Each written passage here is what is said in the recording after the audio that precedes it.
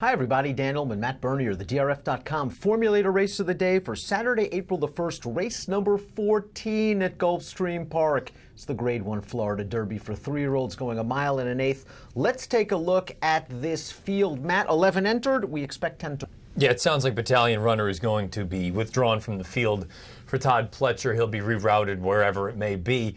Pletcher's got another one in here, though. We're going to talk about Always Dreaming in a little bit, but remember, friends, head on over to the Race of the Day event page on DRF.com. Download those free Formulator past performances and handicap along with us. We're going to take them in post-position order. Let's start down towards the rail. The number 1, State of Honor, improved with blinkers. Blinkers coming off here. I wonder if this is going to change the tactics. I would imagine he has to go from the rail 1 1/8 quick run into the first turn.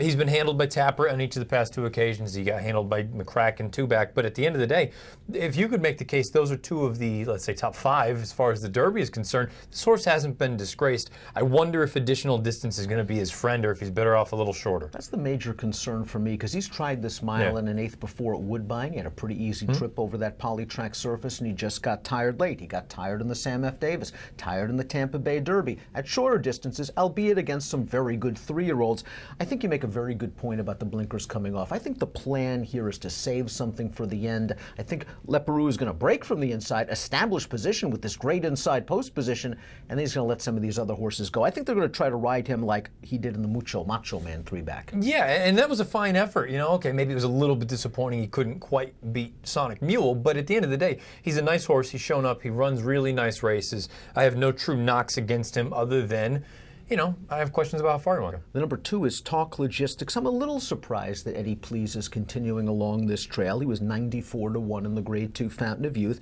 He passed a couple of tired ones to finish 4th, and I wonder if the strategy is going to be the same. Take him back and get a piece of this big $1 million pot with a late run. I like him at 1-turn miles or 7 furlong sprints. I would have preferred to see this horse next weekend up here in New York in a race like the Bayshore. I think he would have fit beautifully in there, and I think his future will ultimately be as a 1-run sprinter. The number 3, Charlie the Greek, is one of several horses, unfortunately, in the Florida Derby that I think we can consider filler. His last win came for $20,000 sprinting at Gulfstream West. He wasn't able to beat $35,000 claimers 3 starts back.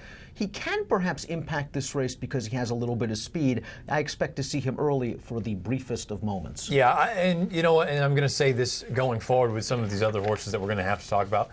No disrespect, I have nothing to add. These horses are way overmatched. Todd Pletcher has the number 4, Always Dreaming. Again, Todd entered 2. We expect Battalion Runner to be with sort of insurance just in case something happens to Always Dreaming. Very impressive in his 2 starts around 2 turns. Let's take that Beyer speed figure with a grain of salt. Tough to get a fast fig when there's no pace. Yeah, it was a bizarre day that day. I believe that was on the Fountain of Youth undercard. The wind was howling. You see the half mile, 51-3. This horse just walked out there. It's very difficult to get a speed figure based on that effort, so that's why it is so slow. I understand people that would make the argument that, you know what, that run at Saratoga is not nearly as fast because that just race hasn't held up as far as the figs are concerned. I thought his run at Tampa was visually very good. The thing that fascinates me about this horse, I don't love him by any stretch of the imagination. Pletcher had this race circled for Battalion Runner all along. All of a sudden, this horse starts moving forward, and Battalion Runner's getting chipped out. Todd's A-string is at Gulfstream. I find it very bizarre and peculiar that this horse all of a sudden is the one that they're going to run here. I think that's a great point, because if you just look at Battalion Runner on figs, on form, he fits very well and would have to be considered a top contender, either the favorite or a close second choice to Gunnevera in the Florida Derby. The fact that Todd's like, I got a big shot to win $1 million with this horse, but I'm going to scratch him in favor of Always Dreaming. I think you move Always Dreaming up a little, but this horse has always been very highly regarded. A $350,000 Keeneland September yearling. Quinientos was 191-1 in the Fountain of Youth. He basically was 1 pace that day.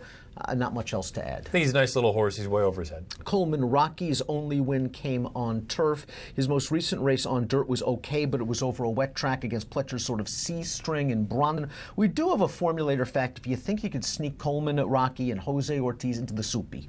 Past 2 years, 3-year-old dirt runners off a moderate layoff for a good trainer, Gustavo Delgado. Don't let those stats fool you. No.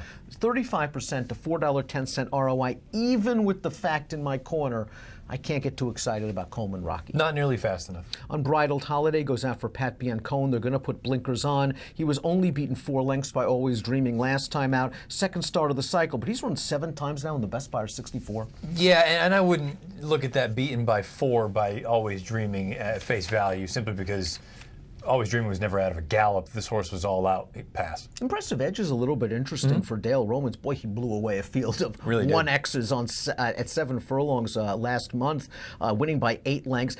Final time wasn't exactly very fast, but he did it nicely. It looks like he's moving forward, but from a Beyer speed figure standpoint, he's got to hustle. Yeah, he's going to need to improve greatly if he's going to be a threat in here, but he did it the right way most recently. That was in a nice little allowance field. I think he has some ability. He's just going to need to step up in a big way. We're expecting Battalion Runner to scratch. If for some reason he runs in this race, he's got a big shot. Yeah, it certainly does. He's going to be forwardly placed if he does go here again. It sounds like everything is pointing toward him scratching and being rerouted, whether it's New York, whether it's Keeneland, whether it's Arkansas. He checks all the boxes. He would be a major player if he ran. Is this distance a little bit too far for the plucky yet talented 3 Rules, who made a pretty solid pace in the Fountain of Youth and was very, very game? It just took the last 100 yards or so for Practical Joke to poke his head in front of him for second. He was no match for Gunnevera that day, but now he's got to stretch out to 1 1/8. I think this is pushing it a little bit, particularly the outside draw going 1 1/8 with other speed in here. If you want to clear off, which his best runs have come out right on the lead, if you try to do that, boy, you're going to be going quite quick early on. If you try to sit, now all of a sudden you're playing into the hands of some of the other big boys, particularly the one drawn just to his outside. And we're going to save the likely favorite for last. That's Gunnevera, who has now emerged as the best 3-year-old in South Florida. First it was 2-year-old Champion Classic Empire, then it was Irish War Cry, but Gunnevera, all he does is run every single time. It looks like he's going to get some pace this time around. I'm not really worried about the 1 1/8. Does this post bother you? No, because he's a 1-run closer. You're going to take him back, Javier's going to break, get over to the rail, and wait and hope that things set up for him. This is a horse we talk about it, always going to be at the mercy of pace and trip when you got a 1-run closer. I think the pace is going to be fair. I don't think it's going to be smoking hot, which may work to his disadvantage, particularly at Gulfstream. I just want him to come with another good run. Come, run your race, whether it's good enough to win or not. I don't really care. But don't leave it all on the track on Saturday. Don't empty the tank, and don't throw in a complete dud. At this point, we're at the point now where you can't throw in a bomb. I don't think you can rebound from that. Come with your run. If it's good enough to win, awesome. If it's good enough for second or third, but you finish well, I'll be very, very pleased. I think look, at this stage in the game, you have to look at him as a major contender for the Kentucky Derby. Just do what you're supposed to do tomorrow, Saturday afternoon. He is certainly the horse to beat in the Florida Derby. We're going to try to beat him, however. Let's throw up our picks for the feature at Gulfstream. 6 graded stakes on the card. Always Dreaming, in Todd You Trust. Look, I don't love this horse by any stretch of the imagination. He's going to need to improve by leaps and bounds. It just is very odd to me that Battalion Runner, this race has been circled for him all along, and he's working fine. It's not like he missed some time. And then all of a sudden this horse starts running well and training well, and they say, Battalion Runner, we're going to ship him out of town. I think that's a very positive sign for this horse. I liked State of Honor in the Sam F. Davis with the blinkers on. I thought he ran just fine. He was just not as good as McCracken and Taprit. My opinion in this race is I think McCracken and Taprit are slightly better than Gunnevera, and that State of Honor, with a pace style that might not be his best, ran okay against those 2 horses. With the blinkers off, I think he's going to break. He's going to let some of these questionable speeds at this distance go. He's going to sit in mid-pack. He's going to make a run, and then hopefully he's got to hold off some closers in here. I'm going to give him one more chance because I think his price will be okay. It should be. You would imagine. You look at the money that he took in those 2 races at Tampa, 9 and 11 to 1. You know Gunnevera is going to get bet. Always Dreaming is probably going to get bet. 3 Rules is going to get bet. I would imagine you're looking at least 6, if not higher. Give me numbers. You like Always Dreaming on top. 4, 11, 1, and 10. I'm going to go 1, 11, 10. Talk Logistics was 4th in the Holy Bull. It was 4th in the Fountain of Youth. Maybe he could run 4th in the Florida Derby at a giant price. A gigantic card at Gulfstream Park on Saturday. If you are playing the card from home, this is a pretty good bonus to play on the card.